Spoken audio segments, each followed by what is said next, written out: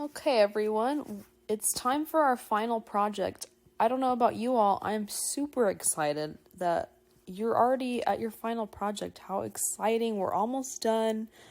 Pat yourselves on the back, you're doing so well. And hooray! I'm excited. And this is a very, very different project. It's challenging. And that's nothing wrong with that. It's always good. This is called writing an instructions manual. It's an instructions manual project. This is an official required project for this course. So it's ironically it's technical and it's technical. So let's explain it a little bit more. So what on earth is an instructions manual? Have you ever had to explain something to someone? Is it easy to explain it? I don't know about you, but most likely it's not. It's sometimes very frustrating trying to explain something to somebody if they don't get it. It's a challenge. Good challenge, but it's a challenge. Explaining something simple sometimes is difficult, so explaining technical information is even more of a challenge. An instruction manual allows you, the author, to do the following. It allows you to write simple steps that are clear and concise. It allows you to consider audience awareness so that nothing is left out. It allows you to consider your ethical responsibilities as a communicator of using warning labels, reminders, and simple terminology so that absolutely nothing is overlooked. So, before you get started, ask yourself, who on earth is my audience? It's always tempting to say everyone will benefit from these steps and become new and improved people and so amazing and perfect.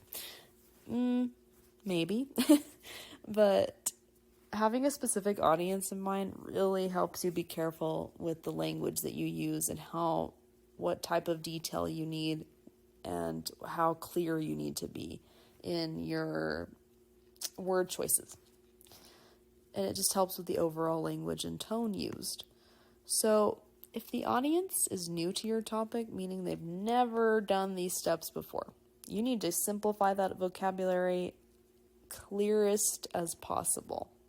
Word usage is important. Remove any type of jargon.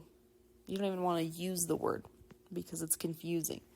If the audience has a general understanding about the topic, maybe they're aware of the materials in the steps, the overall how-to, the overall end results, but they still need help with the instructions. They're still learning new information. You can use jargon, but make sure you explain the meaning after, just in case. Brief little phrase after that explains it. So you just want to keep that in mind. You want to use section headings and bullet points in the document. Can you imagine having to read steps and they're not in bullet points, or the document is not clear what part of the document that you're reading? I mean, as a reader, that would be very frustrating. So always place yourself in the audience's role, because that helps you not overthink it, and it also helps you not leave information out. A lot of the times we leave information out because it's clear in our head, but we don't pause and think about the audience. So thinking about a topic, what is your topic going to be? Since this course is technical communication, it needs to be something technical. What that means is something challenging, something a little dense, but not overwhelming either. If you have an interest in the science field, the medical field, you could choose something related to your topic. But if you don't have an interest in that field, that's okay. You can think of something that's every day that we do that's technical. So there's great ideas with it. Here's some examples. How to put together a child's toy. When I say child's toy, one of the samples I'm going to show you is a Barbie dream home. I liked Legos when I was a kid, and those usually come with instructions. So what's your way of putting a Lego together? And you can explain it in your own words. So that's a cool topic. Oh my gosh, assembling furniture makes me very frustrated and it's a headache, and it's, it seems so easy, but it's hard.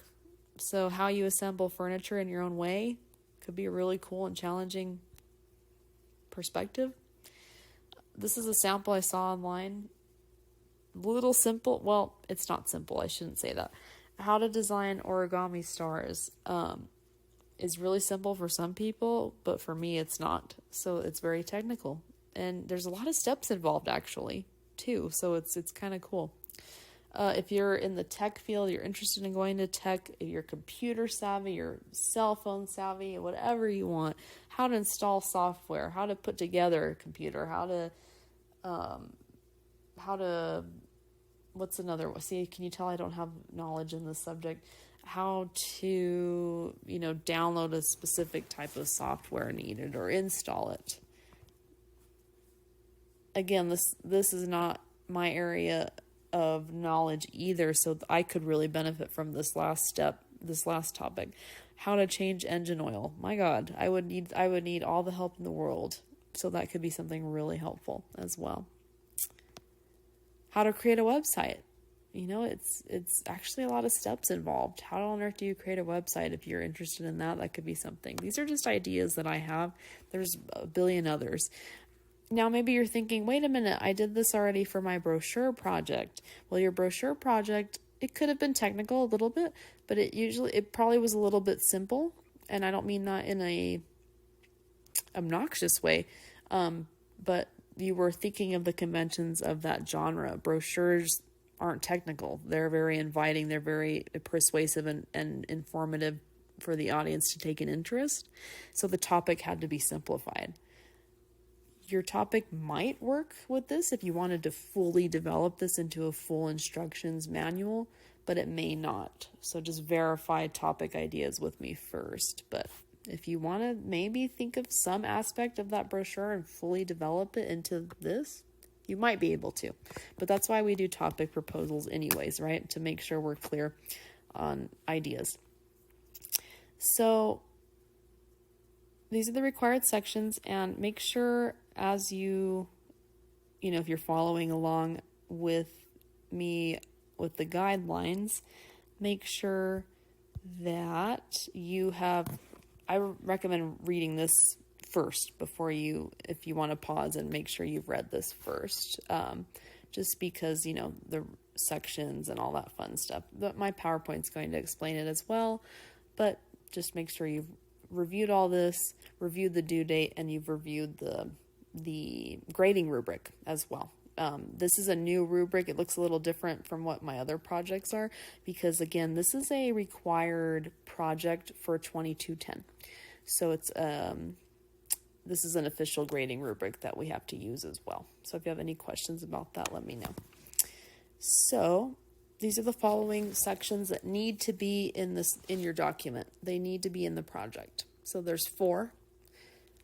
And make sure you use section headings for all 4 because that, again, just guides the audience. So let's talk about that in a little more detail. Section 1 is your introduction. It's random to just start with steps. Your audience might think, what on earth am I reading? What am I assembling? What is this? What is the purpose of this? And then they start having an existential breakdown. It's random to just start with steps. So the introduction section situates that reader in what we talk about in the rhetorical situation. Making sure they're clear on what your topic is. The introduction section must discuss what is about to be explained, so what on earth your steps are, as well as something called a scope. And what that is not everything can be covered sometimes. Sometimes steps are just a focus on one particular aspect of a larger thing. So, all that means is there other information the audience should know about that isn't going to be a part of this instructions manual that they're about to read? Discuss what the audience needs in terms of knowledge, background, to understand the instructions. Just a little brief, hey, this is what's going on. It's only a part of this assembly. Once you're done with this, you're going to move on to another assembly. Or, this is the one and only assembly, and this is the type of information you need to know before. Or, this is for beginners. Welcome. Let's get started. what are these instructions going to accomplish? When they're done, what happens? What is the end result? And discuss, this is really important, if there's a specific environment, meaning setting, do they need to be outside, inside? Should they not be on hardwood floors? Should they not be on carpet? Just little things like that. Certain times of day, do they need the natural light? Should they not use inside lighting? Should they be outside, all that stuff? That instruction should or should not, maybe even more, be followed. So just we call it background context, and all that means is just, what's going on first, and that's in the introduction. Briefly explain what the rest of the document will discuss. Summarize, meaning what on earth are the rest of the section headings about? And in a sentence or two, when we summarize, we don't need a lot of detail. This introduction in general is probably no more than 2 paragraphs, maybe 1. You keep it brief, but not too brief. You don't want to skip anything, but you don't want to overtake the document with the introduction. The next section, again, if you started explaining steps before you listed required tools and equipment, the audience would be very frustrated. They get to the steps and you think, oh, by the way, you needed this. Sorry, I forgot to tell you. That's a little frustrating. So before we get to the steps, section 2 should be a list. Again, we have a list, right? A list, so bullet points, hint, hint, of the items the audience needs before they begin.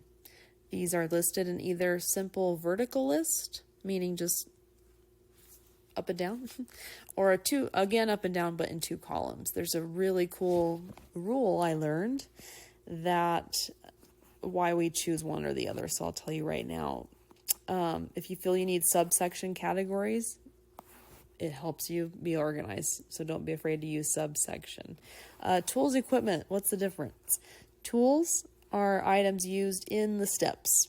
They're the objects that you use to help put the steps to help put something together. So for example, a paintbrush, bowls, pen, paper, keyboard, computer. Those are all tools. They're all items.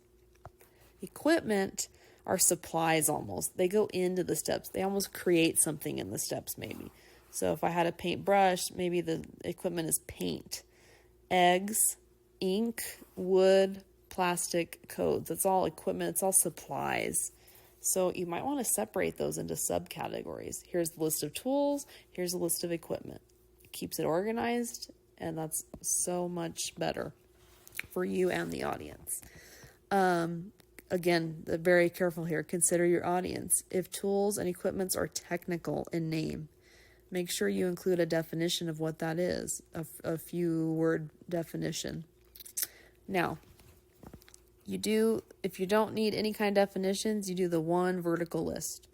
If you're doing definitions, do the 2 column list. That's a random rule that I found, and it's resourceful.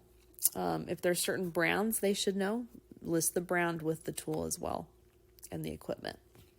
So here's a little example, and yours would be longer. This is just an example. You have your section heading, tools and equipment. This is about a makeup tutorial. Again, you would need, this isn't technical enough. To create a smoky eye look, you need the following. So that little transition phrase leads us, and then I have subsections, tools, equipment. I did the 2 column design because I had to explain brands. I mentioned Sephora brand. And then I also just I defined it a little bit more. Eyeshadow is very vague. There's so many types of eyeshadow. So I mentioned the brand and I mentioned the colors. So that would be the 2 column format for this because you had definitions with them as well. And so that's one example of how to do the tools and equipment section. Now, finally, section 3 is the whole purpose of this project. It's your steps. What do you do from start to finish? Step 1 to step 1 billion. There should be more than 20 steps because this needs to be a technical instructions manual. So it needs to be a little bit more in depth. So choose one of the following. Sometimes things are in numerical order. Step 1, you do this, then you do this. Step 3, you do this. Step 4, it all goes in order, and 20 or whatever. If you don't feel pressured to stop at 20, you can do more. but whatever number your last step is, that's the final completion. So 1, 2, 3, all the way to your last step. Sometimes there's different aspects that need to go on at the same time, meaning, it doesn't go from step 1 to step 2 to step 3. Sometimes you have to group them into subcategories. This is called phases, actually, but I found that word to be kind of confusing, so I'm calling them subcategories. So you can do it like this. First, assemble the furniture in the dollhouse. So these steps would be how to do the furniture in the dollhouse. But then we have other aspects of the dollhouse, right? It's not just about furniture. So it would be weird to continue the list under that. So then I would break away from that and say, then assemble the walls in the dollhouse, and then the steps there. Then I have more categories. You don't have to do 20 for each one of these if you're thinking I'm requiring it in that way. It's just that in total you would have about 20 or more. But don't feel that if you're doing the category 1 option that you have to put 20 steps in each one of these. You do not have to do that. But that's just a way to, it just depends on your topic. Is it more of a start to finish and that's it? Or do you need little subgroups, subcategories as well? You may not have the answer yet, actually. That's why we're workshopping in the future. Conclude. You don't want to end on the steps because it's just kind of random. You just kind of want to close out. So why is learning this important? What is your topic about? Why is learning it important? Why is learning the steps important? What does it benefit the audience knowing this information or having this assembled product or completion or whatever it is your topic is?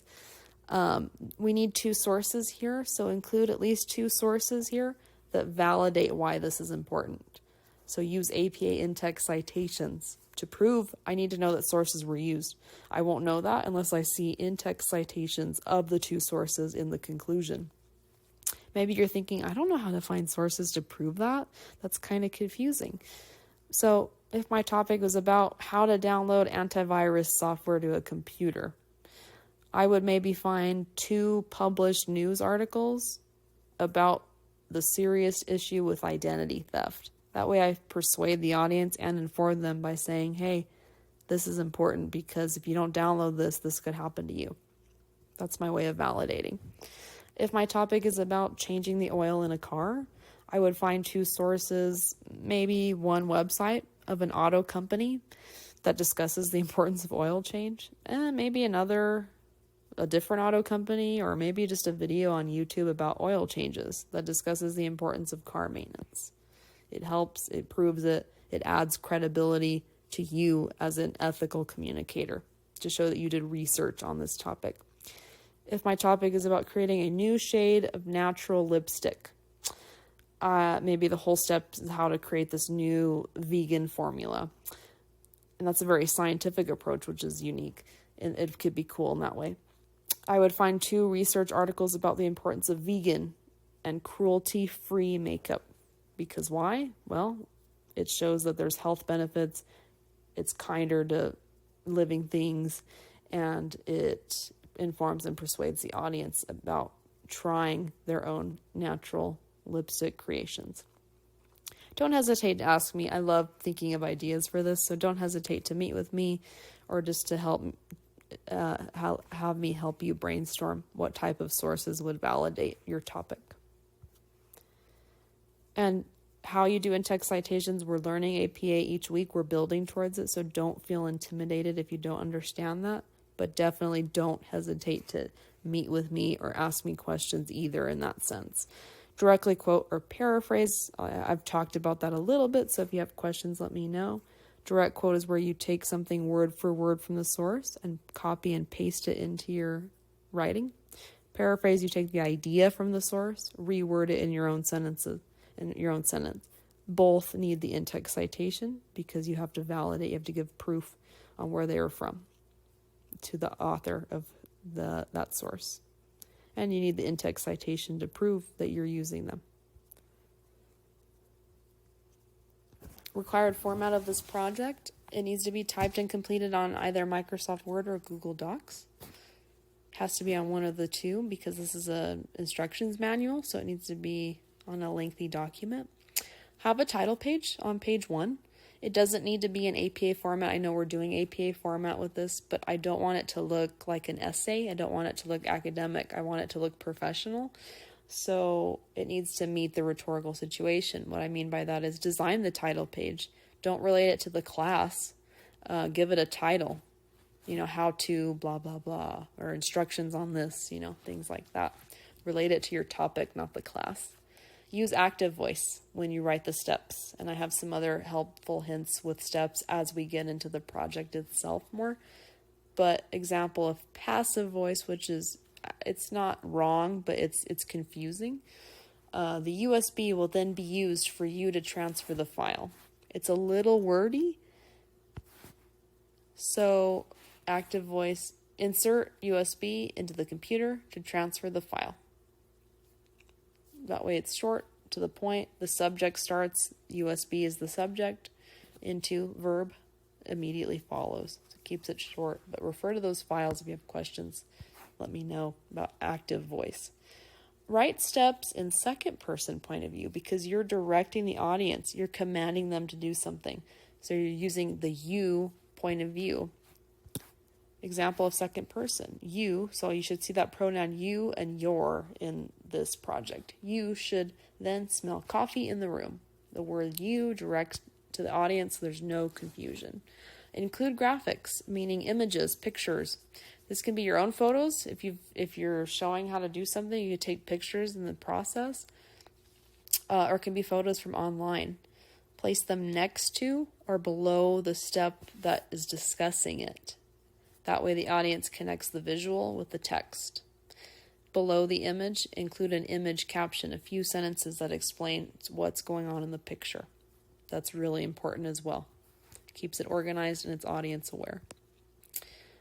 To continue with the required format, this is extremely important. It is your communicator responsibility to use general warning, caution, danger, notices throughout the document.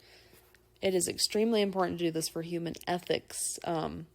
This is a major part of tech writing in general. The job itself, it's a serious part of instructions in the real world because the audience's safety has to be considered and their overall well-being. Even if you're thinking, my topic's not serious, it's about putting on makeup. That wouldn't be yours because that's not technical enough.